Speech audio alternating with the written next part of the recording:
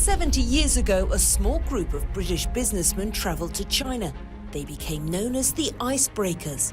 Now meet the bridge builders, the individuals continuing the icebreaker spirit to open up our world. My name's Zoe Reed and I'm the chair of SACU, the Society for Anglo-Chinese Understanding. I was born on the 21st of March 1951 to a single mum who was living in a mother and baby home at the time. She had become pregnant with a Chinese man who had in fact returned back to China. My father was a student of cooperative colleges and schools that were being set up by Rui Ali. And Rui Ali was a famous New Zealander who was helping rebuild China and support it through the wars. My mother did a competition to write an essay on international cooperation, which she did, and won the competition. And the prize was to spend a year at this place where my father already was, the Stanford Hall Cooperative College. There were 100 men, 3 women, so she had pretty good choice of which young man to fall in love with. But it was my father from China who they fell in love. I think it was one of my foster mothers said to my mother, "You are going to have to tell her the truth at some point." She said, "As far as I know, he's alive." So in 1996, we started with this written correspondence, and then we started exchange photographs, and then we thought, well, let's arrange a trip, a visit. So we travelled to China. I can remember walking around some huge museum on the edge of Tiananmen Square, and then of course we noticed this small troop of Chinese people coming towards the red flag, and that was my family. It took me a while, I think, before I called him father. I didn't know what having a father meant, really.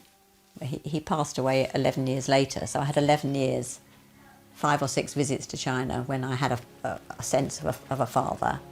He was a really interesting, bright guy, but very honourable. You know, he chose to go back to China. He wanted to help his country.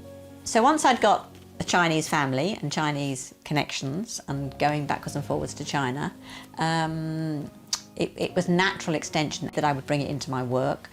SACU is an amazing small little voluntary organisation, charity. It was founded in 1965 by Joseph Needham and others, because Joseph and friends wanted to set up a sort of a Anglo-Chinese Understanding, you know, a friendship organisation, but non-political. I've tried to do lots of things to improve understanding between China and the UK. So we really do try to bring a window of the real world of China, the real people, into British eyes, so that people can see for themselves how fascinating and lovely the Chinese people are.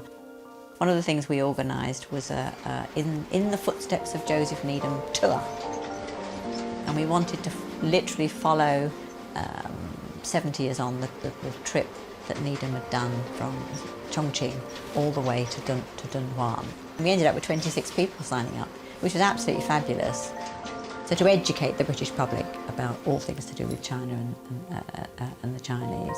We've also got a growing number of British people who now live and work in China the whole time, but they want to keep that connection between China and Britain alive, and to tell a truer story of China. It's really important that we work on building bridges between China and UK. There are really important reasons for us to focus on it now. I mean, just take climate change. China's doing amazing things that we could be benefiting from in terms of tackling climate change, and it's just not helpful to have a fantasy in the West that somehow they're the big bad coal users without recognising the scale of what they're working on. We've really got to learn to listen and respect one another, and that way we'll get understanding. We do have to accept that in this technological world, it's kind of pretty hard to know what is the truth about most things. So we have got to try and positively seek out different perspectives to try and get a rounded picture on things, and then to realise that we're all humans in China and in Britain, and we can use our people-to-people connection to build that friendship and understanding. there should be tolerance and love between countries and peoples all over the world. I think one of the things that the pandemic has taught us is that we can't pretend we're separate islands anymore. You know, things can spread, ideas can spread, so that it's absolutely critical time when Britain and China need to be the best of friends and need to be working out how to work together.